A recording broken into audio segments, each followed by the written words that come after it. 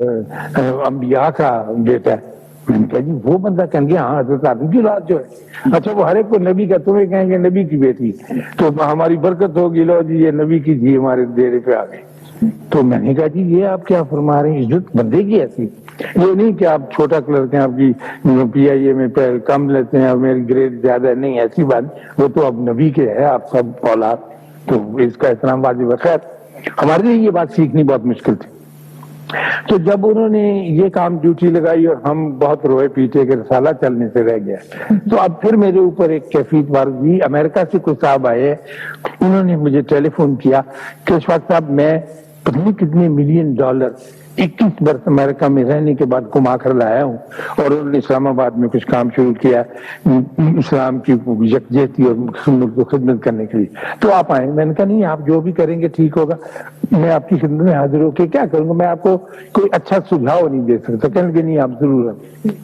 تو میں نے ٹیلی فون پر ان سے کہا کہ دیکھیے آپ ایک بہت ساری بلڈنگ بنائیں گے، پھر اس کے اندر ایک سیکشن رکھیں گے جس میں آپ درس قرآن شروع کریں گے، پھر تجوید کا رکھیں گے، پھر آپ قرأت سکھائیں گے، بس یہی چیزیں ہوں گی. تو یہ آپ کرتے رہیں، اچھی بات ہے اس میں، لیکن وہ جو آپ کی آرزو ہے کہ لوگ جو ہیں وہ ایک جماعت کا رخ اختیار کریں، تو وہ تو عملاً ہونے سے کام ہوگا، رسالہ چھاپنے سے نہیں ہوگا.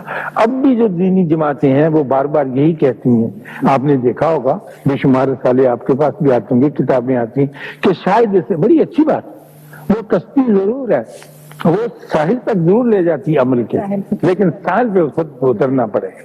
تو اب ہمارے لیے یہ بات بڑی مشکل ہوگی کہ یہ کیسے کریں کہ ہم اس کو چھوڑ کر عمل کی طرف آئیں. وہ کہتے ہیں کہ اگر یونٹی چاہتے ہیں آپ اور آپ اتحاد چاہتے ہیں تو پھر آپ کو عمل کے اندر داخل ہونا پڑے گا، ایسے کام نہیں بنے گا. ایک مرتبہ میں ہم جا رہے تھے، بڑی دیر کی بات ہے، یہ جوہر آباد، تو لاری جا رہی تھی جوہر آباد، بس چکا تھا.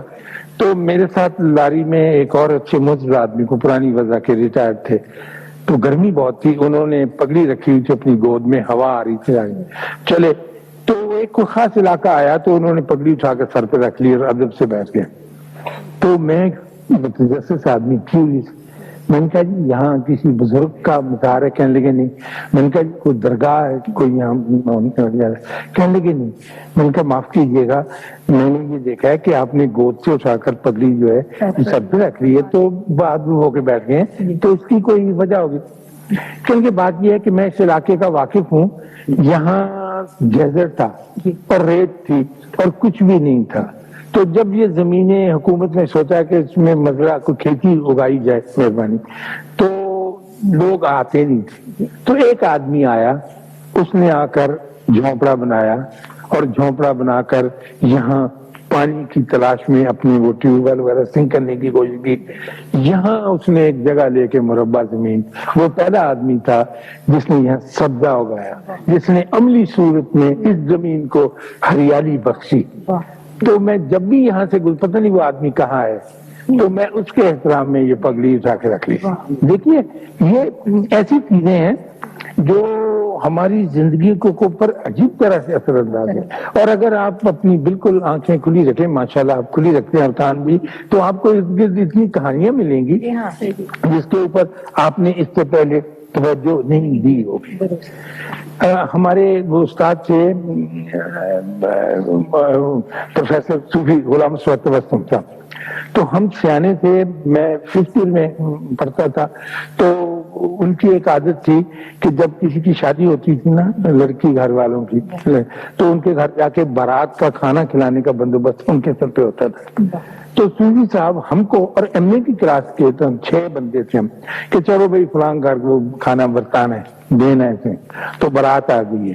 تو مجھے یاد ہے ہم بھاٹی دروازے بلیا والی سرکار کے پیچھے گھر تھا، تو وہاں چلے گئے. ان کا لو جی صوفی صاحب آ گئے، فکر کی کوئی بات نہیں، تو نائی دیگیں لے آئے. اب جو بارات تھی وہ ان کا خیال تھا کہ 80 کے قریب بندے آئے، وہ 160 کے قریب آ گئے. اب صوفی صاحب کی آنکھیں اگر آپ میں جتنے یاد ہیں بہت ماشاءاللہ موٹی تھی، گھبرا گئے اور ان کے ماتھے پہ پسینہ ناک پہ بھی آ جاتا. کہنے لگے اشفاق ان کی کریے. میں کہا جی پتہ نہیں، اس میں آپ دیگوں میں پانی ڈال دیتے ہیں. تو پہلا موقع تھا، میں 50 کا اسٹوڈنٹ تھا، انہوں نے ایک تھپڑ مارا مجھے، دوست کہیں گے بیوقوف آدمی، اس میں پانی اور ڈال کے مرنا ہے، وہ تو فٹ ختم ہو جائے گا، اس میں گھی کا پیپا ایک اور ڈالنا ہے تو وہ گاڑھا ہو جائے گا نا، تو کھایا کچھ بدل کیا ہوتا ہے۔ اب ہم اندر سرو کر رہے تھے اور آواز ہم دیتے، صوفی صاحب بیچ میں سے نکال کے ڈالتے جاتے تھے، ہم کہتے تھے اور چاول جی، اور شورا جی، وہ کہتے تھے گرم لاؤ جی، ہم تو بھاگے پڑتے تھے۔ اب آخر کی کیفیت یہ آ گئی کہ دیگیں ختم ہو گئی اور ان کا چہرہ دیکھنے والا تھا، وہ کانپ رہے تھے کہ اگر کسی نے اندر سے پھر کہہ دیا کہ اور کاپ بھیجیں تو ان کے پاس دینے کے لیے صرف ایک رہ گئی تھی، لیکن وہ ڈرے ہوئے تھے۔ جب وہ خوفزدہ تھے تو اندر سے آواز آئی باس، جب پھر دوسرے بندے نے کہا جی باس جی صوفی صاحب، تو صوفی صاحب خدا کا جو ہاتھ میں جو پکڑا ہوتا تھا نا کچا تھا، وہ گرا اور اتنی شدت سے وہ پیچھے گرے کہ وہ بڑا ایک بڑا سا کڑا ہو پڑا تھا، ان پہ شکر اثر نہیں لگا، تو ہم نے اٹھا کے ان کو بستر پہ رکھا، ٹانگیں مٹھیاں دبائیں، پاؤں دبائے، تب تیل کی مالش کی، اٹھ کے بیٹھ گئے۔ میں نے کہا جی خدا کے واسطے ایسی ٹینشن کا کام آئندہ نہیں کرنا۔ کہیں گے نہیں بالکل میری بھی توبہ۔ تو یہ وہاں سے ہم چل پڑے، پیچھے پیچھے ہم شاگرد، آگے آگے صوفی صاحب، کوئی 15-20 گز سے زیادہ تھا، گئے ہوں گے کہ ایک مائی باہر نکلی، کہیں گی لے غلام مصطفیٰ محضرت لفظی فردیسن کے، ان کا تاریخ رکھ دیتی ہے 13 پادوں کی کافی، تو سامان ہے دادا سے۔ تو صوفی صاحب جو توبہ کر کے کہیں گے کاغذ ہے ان کے ہاں، پینسل ہے ہاں، لکھ 13 سیر گوشت، ایک بوری چاول، صوفی صاحب لکھوا رہے۔ اور میں نے کہا جی یہ پھر ہوگا، کہیں گے نہیں یہ تو ہمیں ان کی ضرورت ہے۔ میں نے کہا جی صرف پڑھایا کریں آپ، تفصیل بیان کریں، کتاب شعر وغیرہ، تو یہ ان کا ایک کام تھا۔ یہ مجھے اتفاقاً صوفی صاحب پیارے میرے ٹیچر اور یاد آ گئے کہ کیفیت گزری۔ تو یہ جو عمل کی دنیا ہے اس میں داخل ہونا ضروری ہے، بابے یہ کہتے ہیں، لیکن عالم لوگ، پڑھے لکھے لوگ، پروفیسر لوگ، میرے جیسے بات کرنے والے، ایڈیٹوریل لکھنے والے، وہ کہتے ہیں کہ نہیں، گفتگو اگر ہوتی رہے، اگر اس طرح کا مواد چھپتا رہے تو لوگ ایک دوسرے کے قریب آ جائیں گے۔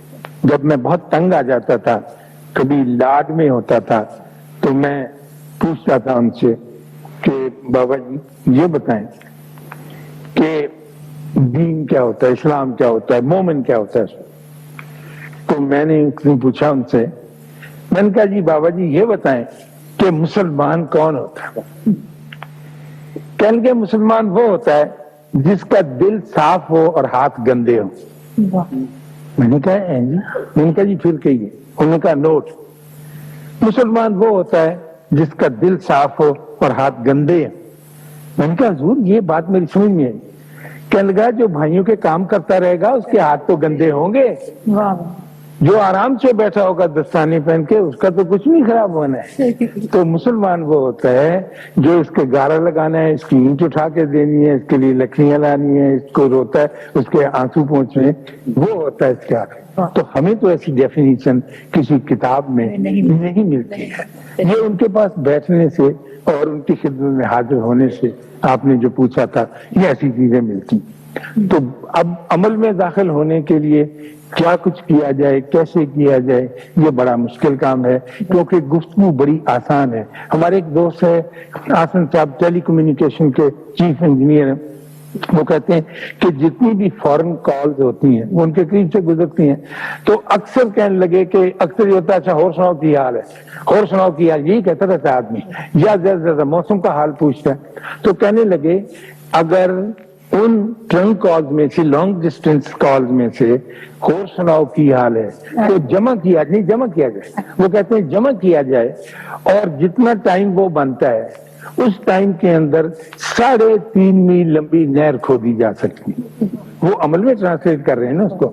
تو اب یہ فیصلہ کرنا آپ کے اختیار میں ہے کہ آپ نے دین کو کس حساب سے اختیار کرنا ہے۔ بابے تو یہ کہتے ہیں کہ کسی کے دکھ درد میں شریک ہو اور اپنے ہاتھ سوائل کرو، گندے رکھو اور دل اپنا صاف ستھرا رکھو، پھر تو مزہ ہے، پھر تو یونٹی ہوگی، کہے بغیر، لکھے بغیر۔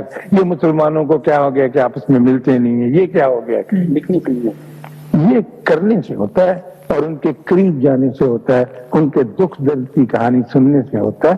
نہ بھی کچھ کر سکے تو ایک کان ضرور ان کے ساتھ لگا کر بیٹھے، ان کو بڑی ضرورت ہے، سارے اس بات کے لیے تقاضا کر رہے ہیں کہ آئیں اور ہمارے پاس بیٹھیں۔